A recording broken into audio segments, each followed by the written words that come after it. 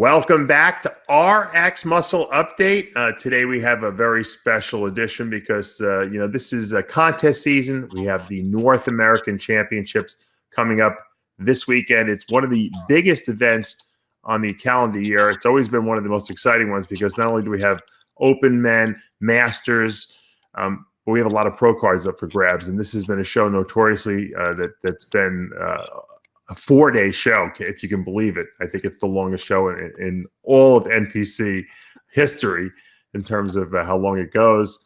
And the only promoter that I know that could probably pull something like that off would be our good friend Gary Udit, and he's here to join us tonight. Gary, welcome to the show. Hey, Dave. Good to see you. Oh my God! Yeah, Gary, I had to get you on because you know what? I just had Tony Darney on last week, and we were talking about some of the challenges of promoting a show in 2020. And I said to myself, Gary has got to be banging his head against the wall and losing his mind, because I know how difficult it is for you guys to promote a show, just a regular show. You hold the biggest show in the history of bodybuilding that we've known. 4 days you hold it over. It's normally at the Sheridan Station Square right in the Pittsburgh there. It's a beautiful venue. It's so easy to do there, but you spread it out. The competitors love it. It's a great time. And you have had the rug pulled out from under you on this 2020. I don't know how you pulled this off. Tell me what it took to make the North American Championships work this coming weekend. And God willing, it happens, obviously. Yeah, that's well put, especially with what happened yesterday. But I got to tell you, everything's very relative, and no one could have predicted this stuff. And there's a whole lot of guys in a worse position than me. They had to cancel some shows. They couldn't put them back on. The July show, we had to reschedule it for October. Mm-hmm. And this one here was coming up, and I'll be honest, our governor set the numbers at 25 people inside. Ugh. About 5 weeks ago, I'm not kidding you, Dave. Well, what happened? Because originally, you changed the venue originally. There was a problem with the Sheraton Station? They didn't want you to hold it? They're going through a purchase. Oh. So they weren't going to open. And there was questions about when they would open.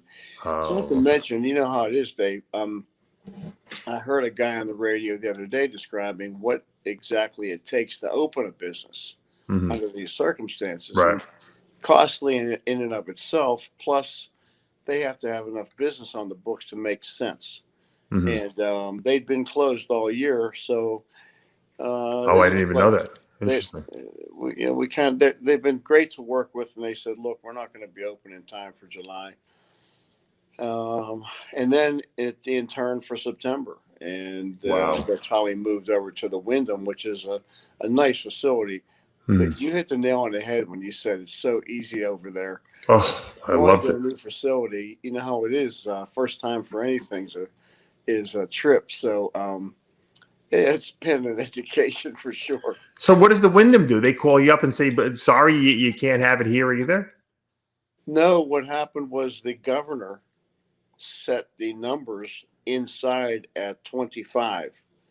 Okay, how many people could be in there at a time, which is basically your staff, basically, yeah. Yeah, he set it in 25 instead of 250.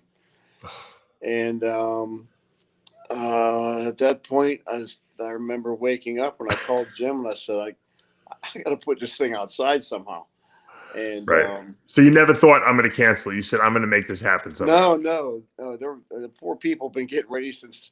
I know. I'm helping a lot of people get ready. I know. Believe me, they're dying. Yeah, and I knew that they're there's a lot of guys doing the same thing I'm doing. They're finding a way. Right. Hell, Steve moved on to Tampa, I think, for the New York that was a good one. Yeah. And Tim's moving the Chicago contest. So everybody's tap dancing around this. Yeah. So he goes, how are you going to do this? And I said, I have no idea. So I went in search of first a parking lot.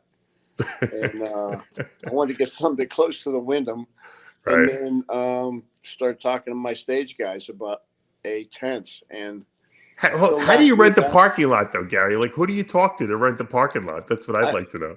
Dave, like yourself, up where you live, you know everybody. So I put the word out to everybody. I go, listen to me, I need a flat parking lot right now. And sure enough, the valet guy goes, right across the street. We know this guy.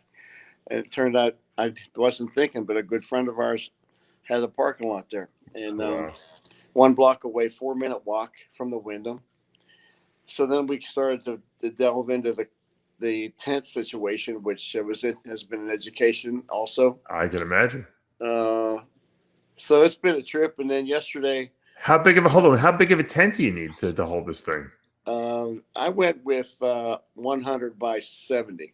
That's a big tent, yeah. Nearly as big as the Sheraton Ballroom. Now, do they air condition that thing for you, or is it not air conditioned? No, we have the sides up to create ventilation. Right. And then we have lots of industrial fans that are actually, I was amazed how quiet they are. Right. And we recreated the ballroom in the tent. Okay. And athletes don't do well with change. No. That's like what you said about Sheraton. I was there since '93. And they don't do well with that. So when we mentioned there would be a tent, we've gone through every question about, bikini girls. So my buddy trains athletes, and they said, I'm going to look like hell under that tent light. Right. And Neil said, what exactly lights do you think he's going to use? He goes, he's bringing the ones from the ballroom. Right. And then someone actually asked if I would consider having a cover over the stage. Oh my God. Just in case it rains. Yeah. I said, yeah, I got that covered. So yeah. What did they think that you were going to have it to open air? Well, she texted me, and I just had to call. And I said, do you actually think my expediters would be up there with an umbrella? I mean, what were you thinking? No, I didn't think so. I go, well, you asked me. I think you were expecting it. Right. So we actually had to devise. We have a system to get people from the Wyndham to the tent in case it rains. So we've covered every detail. Now what? How many people can you keep in this tent? Is there any restrictions on that? Well, there is as of yesterday. Thank you, Dave. Yeah. I figured that will add a little bit more challenge to this. Before yesterday, we were at a point where we could do 250 in an outdoor facility. And then people have been asking me all along, is this contest actually going to run after they've all been canceled? And I said, well, it is until some political guy decides not. And sure enough, yesterday at noon, they had their Friday meeting at the state capitol, and they decided that 100 people was all they'd give us. Oh my God. Outside. So that changed it, because once you get 2 classes of athletes, expediters, judges, scorers, photographers, you eat up 100. So that took away an audience and vendors. I had to contact every vendor and say, hey, I'm sorry that we can't accommodate you. I wish I could have you here, but so it's going to be athletes, much like today. We were in Shreveport today, and Superman had the same situation. So it was Superman Blunt, judges and athletes. Wow. It's funny, Gary, because we were looking at a picture of the tent that you have on your Instagram. So well, what's funny? I was with the owner of the company last week, laying out where to put this tent. Yeah. And I go, so what the hell does this thing look like anyway? and he popped up a picture. So till then, I had no idea. Oh, that's funny. Well, there's your picture there. People want. No lie. I envisioned a circus tent. Yeah, that's what it might have been funnier if it was a circus tent. Well, truthfully, who belongs to a circus tent more than bodybuilders, exactly. It's funny. I see people commenting on your posts and where you're updating people and telling them hey, sorry guys, there's no audience, you can't. There's no audience people allowed. and there's no backstage passes and all this stuff because we have a limited amount of people. And people are writing responses as if you don't want to sell tickets to the show. I'm thinking, don't you think Gary wants to sell 1 million tickets and make a ton of money and sell backstage passes and make money? He's not doing this because he's trying to like victimize you guys. He's trying to make the show happen. That's what I really felt my heart went out to you. I'm like, I can't believe these people are so stupid. I got to tell you, though, I don't blame them. It's been a tough year. And Jim and Tyler, from day one, have been pushing everyone to do their best to run their show. Right. Because the athletes deserve it, frankly. And, I mean, there's a bunch of guys out there that they walk in the door to their show knowing full well they're not going to make a dime. So at least I've got a number of athletes. So what we're losing on vendors and seating doesn't hurt, as much as it would have otherwise. Sure.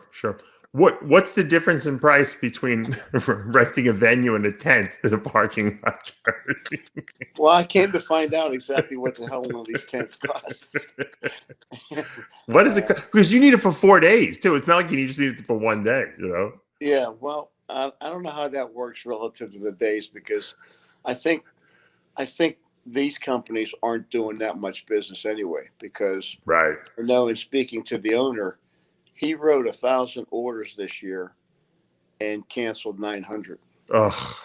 Weddings went south, parties went south. Yeah. But you start, these tents, they cost a few bucks. There's no question. I know, but I believe me, I can imagine. Yeah, and then, but it's going to be good to go, and I feel terrible for the families that can't come. Right. We're working hard now on trying to figure out live streaming. I got some issues with Wi-Fi over there, but I was going to ask you that. Outside, it probably can't be too great. It's a little difficult, but folks who know way more than I do, are trying to figure that out. So I'm hopeful about that, but. That would be nice, I guess, if it was live streamed so that at least people can watch it. I mean, and that would be a great. I mean, you don't have to do that. I mean, as a promoter, I mean, that would just be you saying, "Hey, I want to show you guys that I'm trying my best here." Well, yeah, I'd love to have them, because a lot of the athletes rely on family and coaches. Sure. When they come in, so I want to find a way that we can do live streaming so they can at least watch it and support them in some fashion. The other, and there's some logistic stuff. To tell you the truth, if there's been a challenge, it's been the logistics of getting people in the tent at the right time, right? But control the flow, because some people once they finish, we're not going to have your typical prejudging at 8 and finals at 6. You're going straight through, right? Pardon me? You're going straight through prejudging finals, boom, boom, right? Well, 2 classes at a time. Like Class A will do prejudging, then Class B will do prejudging, then A does finals and gets their awards. B does the same, and they're gone. So my goal is that anyone's in that tent for an hour and they don't come back. So. All right, well, that's good. So it's going to be a long day, but you're done. You don't have to hang around. Yeah, they're already requesting it for future events, whether we have a tent or anything, because they like that idea. Again, in and out. So the higher ups will make that decision. Right. Well, it is. I think people, because it's a long day, but you know what? The way you spread it out over 4 days, however, it's really not as bad as it used to be. I mean, I've been there with you when we did it in 2 days. I mean, and it was like. 2 in the morning we were out of there, there was some every night. There was a couple late nights. I mean, it was insane. It was like JM and I sitting in the press pit, and that was it. There was no one around. It was everyone couldn't handle it anymore. It was just so late. And you're doing the men's bodybuilding open or whatever, masters, 40 and over overall, and there's 20 people in the place, but it was crazy excitement because everyone's wants a pro card, so no question. So I'm glad you guys are making it happen, because you know what, it's important. I mean, because think about all the the loss of pro card ability that we have this year. I mean, there's going to be less pros, this year because of the fact that we can't hold these shows. No question. And truthfully, the fact that people have been getting ready and somehow, I mean, you got clients. How have they continued to get ready? It's a miracle. All this time. It's a miracle, because they just keep dieting. I feel bad for them. I've been giving them like breaks, and then we were like, I've been telling everyone, and this is not because I'm just interviewing. I'm like, there's no doubt in my mind that Gary will have this North American. There's no way it's getting canceled. They're like, yeah, but all the other shows are said, trust me, Gary will make this happen. Well, if anyone can do it. We had the benefit of the weather and this tent thing to get outside. Yeah. But the curious thing to me has been how the hell you have your clients keep going, and not for nothing, their mental fortitude to make it happen when things keep going south. I mean, it's got to beat them up. Yeah. I think a lot. I talked to someone the other day actually, who talks to a lot of athletes, and a lot of them are heading for these events now because they're afraid of a second wave. Sure. So it's on folks' mind, and they're anxious to compete. Tyler had it right. I called it wrong. I thought we'd have a very small, manageable event here. And how many you got? Probably 1,400. So you got more. You got more people than you normally do. It's crazy. Well, because you're picking up the slack from the Masters Nationals that didn't happen. Well, no question, and from all of them, the USA and everybody, and but I think this is going to continue through the fall. People, I've seen it today. It's amazing how much people miss this. Well, Gary, you got to remember also, these people, not only have they been dieting, a lot of them had no gyms to train at. Look at Steve up in New York. His gym just opened. I mean, it hadn't been open for months. I'll tell you the truth. We're so fortunate that we had access to a gym at home, but I don't know how those people accomplished it, even on a mentally, because of how much it means to us to work out, get that blood flow. So they have my respect. No question. I mean, this event today, these folks are ready. They've done such a good job. Yeah. No, I know you have a great crew over there too. And like you said, luck, thank God, everyone in Pittsburgh, you and Jim. I think Jim should just run for governor. Then we wouldn't have had a problem if he would have been governor. Or at least mayor of Pittsburgh. Yeah, absolutely. He would have been like, Gary, we grant you the auditorium over there. Now, what are you worried about the whole COVID thing? I mean, what do you guys have in place in terms of in a show of that magnitude to limit exposure? Actually, there's COVID rules, but Jim is pushing us to exceed those, so that everywhere you go, in the hotel for check-ins, everything, temperatures. Right. Masks. We got people controlling the number of people in check-ins. Social distancing at its best. Just at every turn, and even then come over to the tent. Temperatures again. Right. Masks in place because what I've seen at these events is that there's some haters out there, obviously. Of course. And I've already told my guys, I go, expect someone to come and try to shut us down. Yeah. It's going to happen. However, I welcome it because we're going to have our numbers in place and the correct things. And we got somebody there with a counter. And I'll say, help yourself, take a good look. We have it covered. So, even with permits, you get a tent, you got to have a tent permit, Dave. Right. If you get generators to run the electricity, you need a permit. I forgot about that. That's right, electricity. Holy mackerel! What kind of generators do you have to buy to rent for that? Really big ones. Freak. What do they run off gasoline? I mean, what if they run out of gasoline? How does that work? Well, the lighting company I use has been doing this for 35 years. So when I called Jennifer up and I said, hey, here's what I need. She goes, hell, we do these things out in the middle of a field sometime. Oh, wow, really? And the generator is actually relatively quiet. And so, yeah, if I can, if I keep my fingers crossed about the weather, that's the one variable I can't control. And last time I looked, Jim Mannion can't control that either. I pray for you that there's no rain. And Well, what's your turnout like for the Pro Masters event you're doing? we got 110 right now. Oh, okay. That's And good. I've had a hope that people continue. Eventually, at some point, we had to shut down the online registration to collect our paperwork. But Right. people constantly, hey, can I come in? I said, yeah, sure. So they'll come into registrations and check in. And Right. the way we did this, we realized quickly in March that this could be a problem with refunds and stuff like that, because it turns out that's not an easy process. Yeah. And you want to get the money back in people's hands quickly. Right. So we wound up changing it up that you register, but you don't pay till you get the check-ins. Oh, wow. That's smart. Yeah, because So I can imagine. I mean, look, let's face it.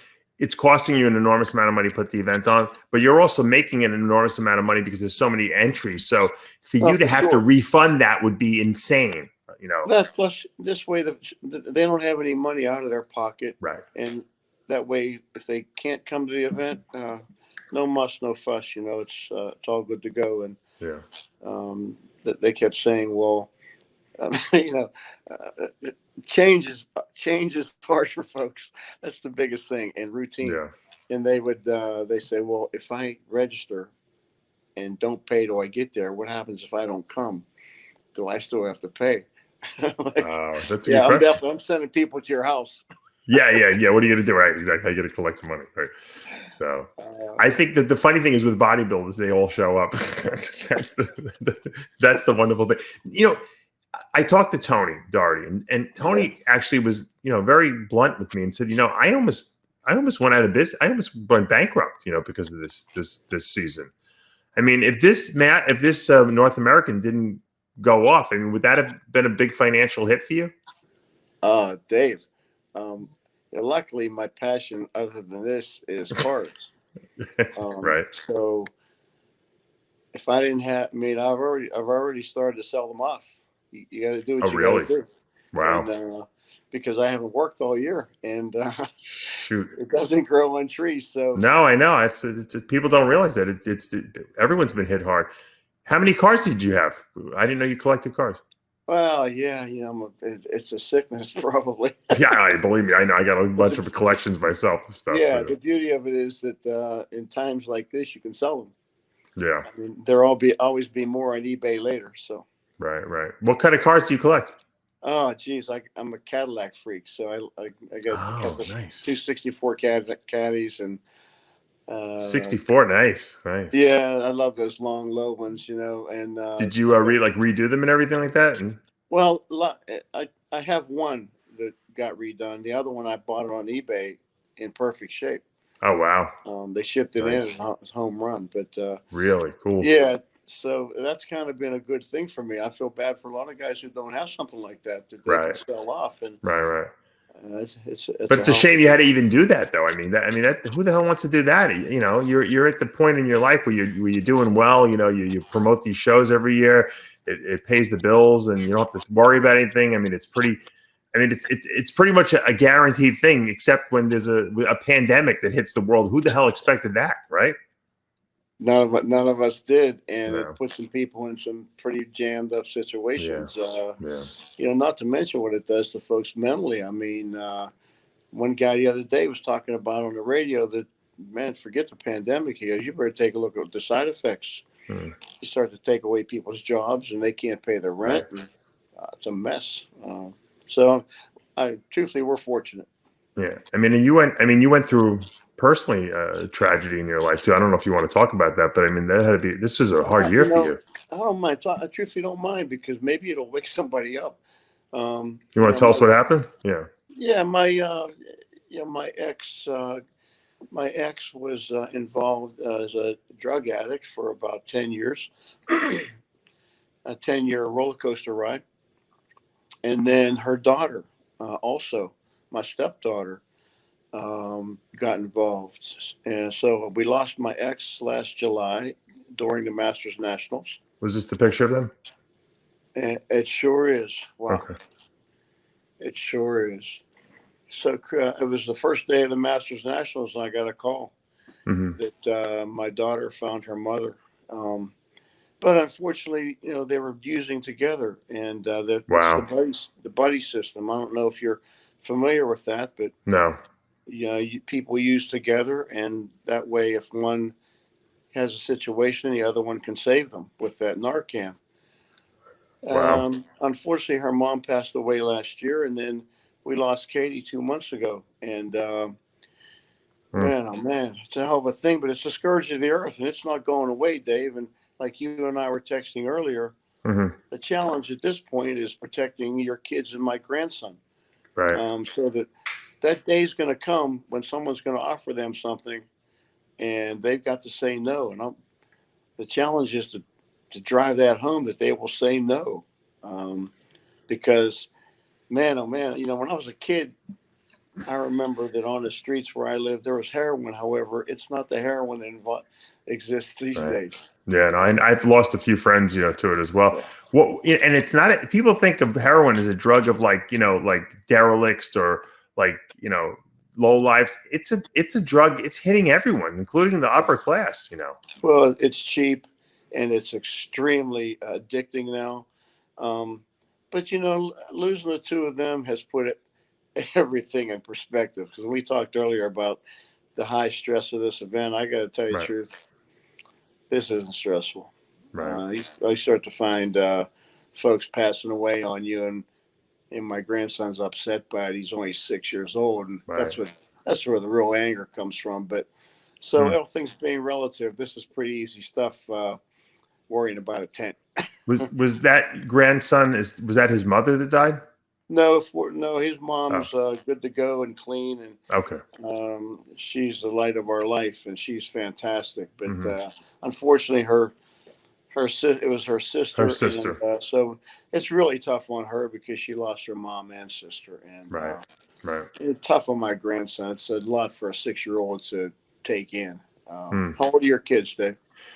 My daughter just turned 1 today, amazingly, and wow. I'm an older dad, but I have a 4-year-old, and my other daughter is 2 years. So I think about these things. I see this happening, and I'm like, oh my God! Like right now, I have complete control over my kids because they're too young. But once they start going out and seeing other people, and you don't know where they are or what they're doing, No, and that's how.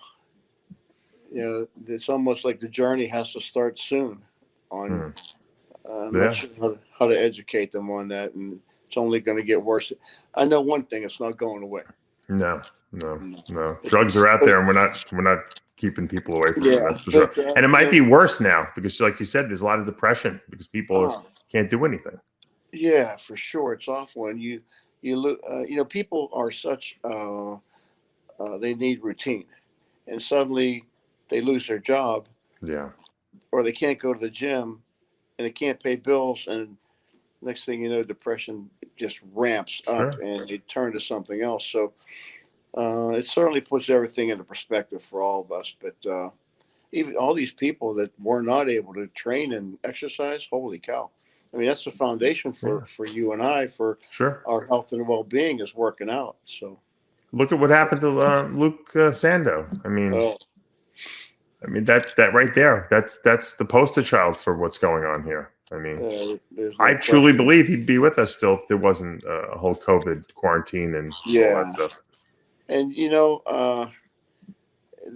I guess the main thing it taught me was you never know what's going on in somebody's life.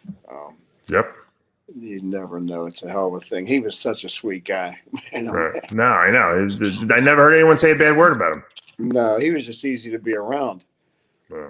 We used to gravitate to him at all the shows. He was a funny guy. That's why, entertaining. Yeah. So Gary, just to change gears now, I mean, with this whole COVID thing, I mean, you obviously are plugged in with Jim Mannion, obviously right there in Pittsburgh.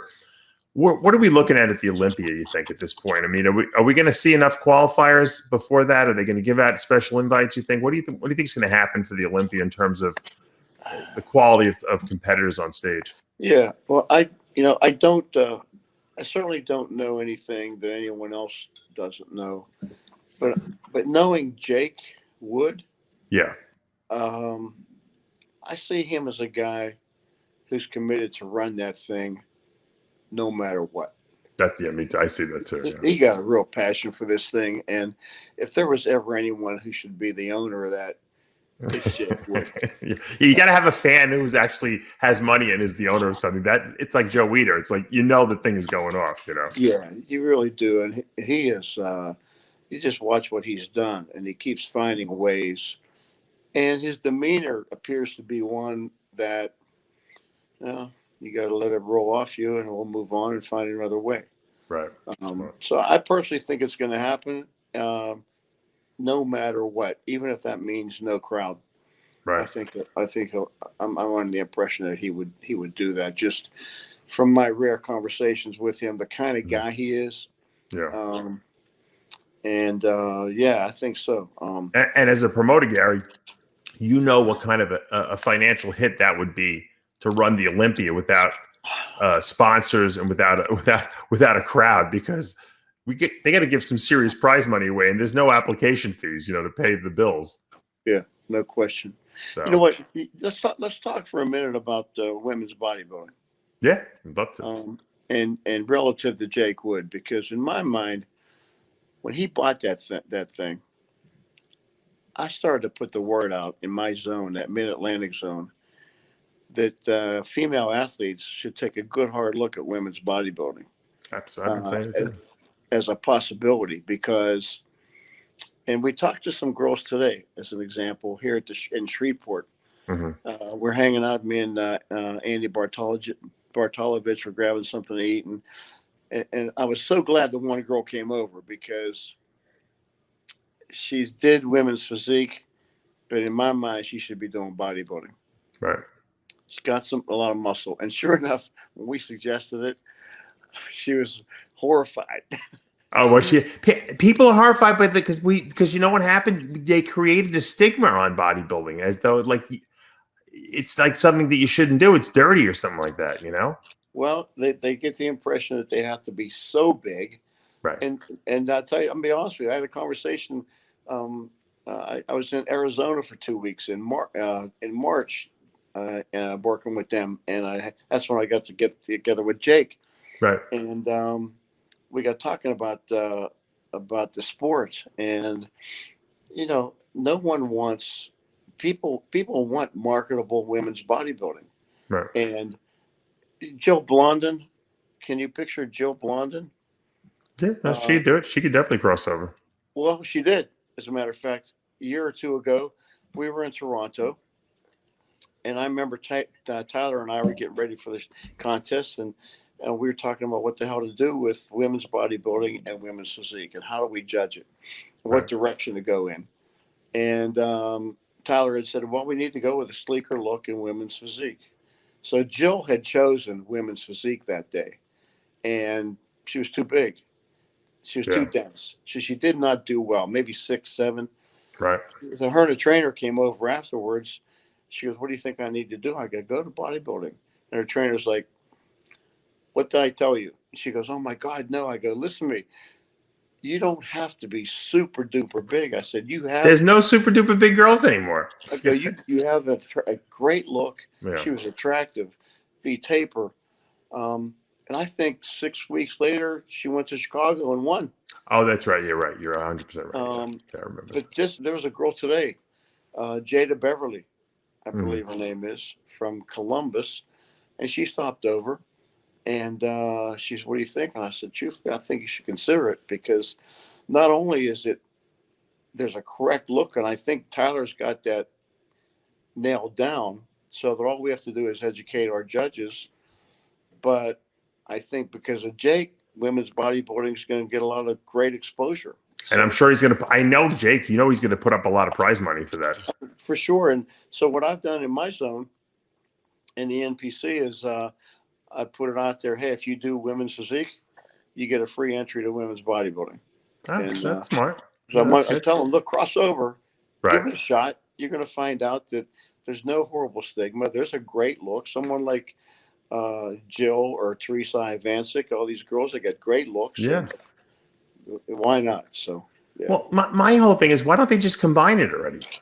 Why don't they just call it women's physique and just make the title Miss Olympia?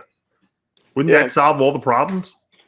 Well, I guess ideally there should be 2 distinct body types for that. But there isn't right now. I mean, unless you guys as judges start really, hammering that home, Well, before, and I got to tell you the truth, I brag on this kid all the time. Before Tyler came along, and working really hard on criteria. Right. I remember we were at one of the big shows. It might have been USA.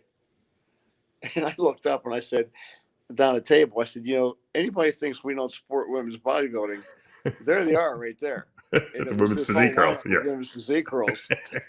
They're giant. They are. But and they're ripped too. We just have to draw a line in the sand and keep working with our judges to do the right thing. And they can both be good divisions. But do you think that even warrants? I mean, do you think there's enough people that you need 2 divisions at this point? Why not just make it 1 division? Well, I have, at some point this conversation should probably stop because I throw it out there because it just, to me, I've been in this sport a long time too, Gary. I've watched it. I've helped competitors, and I see them. They have merged, and there's nothing wrong with that because we all loved women's bodybuilding. It just got out of control, and so you guys rebooted it. It got back in control. It's where it should be now, and really, that's where women's bodybuilding should be now. There's no big girls left. There's no giant girls that even put into women's body. They can cross over, and I don't think anyone would complain either way. No, I agree. I think, I'm sure you remember why we created women's physique. 100%. It needed to be done. The fact that so many figure girls would come to us and say, "I want to do figure," and we say, right. "Well, no, you're too big. You got to go to bodybuilding." Right. So the idea was to create a division slightly bigger than figure. Right. That being women's physique. However, we kind of took it to another level by taking their heels away, right. and making them do poses. Yeah. And so many of the girls did not like that. So obviously the bodybuilders gravitated to it. So right. Yeah. But then the figure girls got bigger, and you let the figure girls get bigger, which is fine. I like it. I like the look. But so now you got the girls that want to wear heels that can still be sizable and have good conditioning and figure, and then you got women's physique, which is really women's bodybuilding. And that's why I said just put them together, because I think the Miss Olympia title is really awesome. I mean, if I'm a woman and I pose, I want to be called Miss Olympia. I mean, I would think Shanique Grant would want to be called Miss Olympia. I mean, she's like, she's like the next Glenda Murray. I mean, she's from some other planet. Right. I mean, why not put her up against Iris Kiley at the Olympia? I mean, that's what I want to see.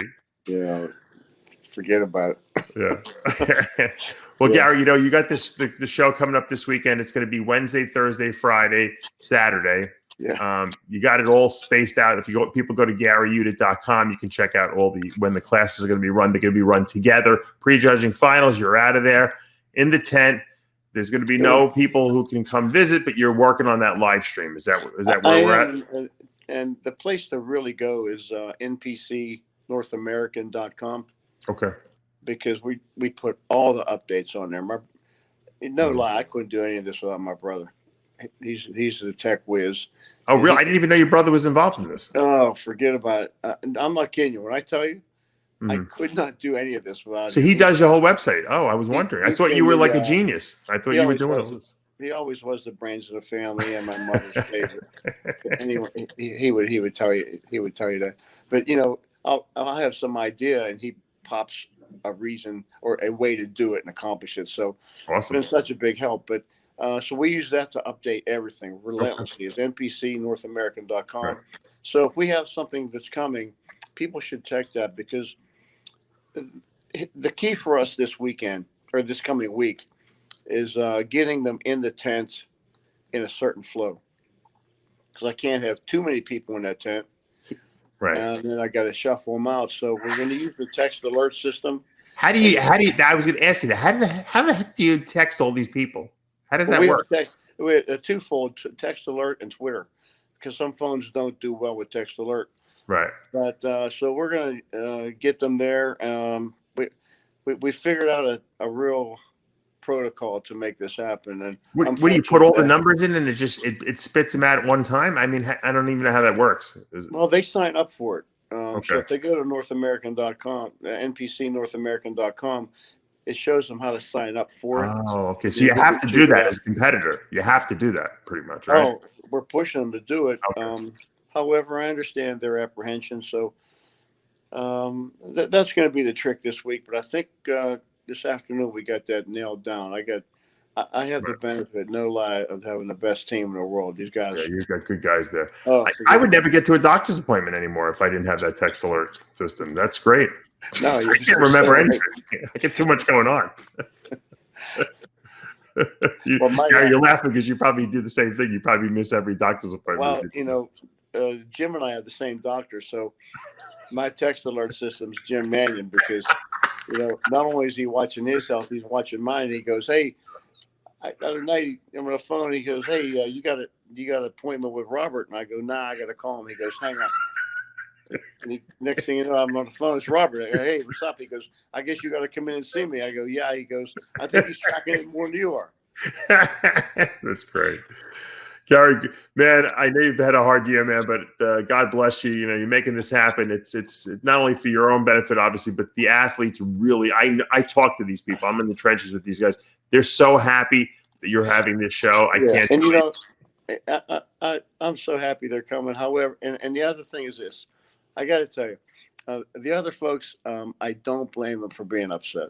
I mean, I get it. There's been a lot going on, and now this thing with no crowd, and so we're struggling to get this live stream together for them. But I really don't hold any ill will towards people. They're upset, so we'll do the best we can. That's for sure. I'll hold the ill will against them for you because you know what? They should be kissing your butt that you have in the show because without this show, there would be 600 less pro cards this year. That's a really bad thing because the one person in the country that you don't want to have ill will is from Dave Palumbo. That's right. I'm very angry as I'm getting older. I'm getting to be a grumpy old man. All right, man. Gary, we love you, man. Thanks for having the show, and good luck this weekend. Yeah, my best to your wife, and I hope the kids are great. Thank you so much. And guys, that's going to take us to the end of another episode of RX Muscle News Update. I'm Dave Palumbo for Gary Udit. We'll see you next time.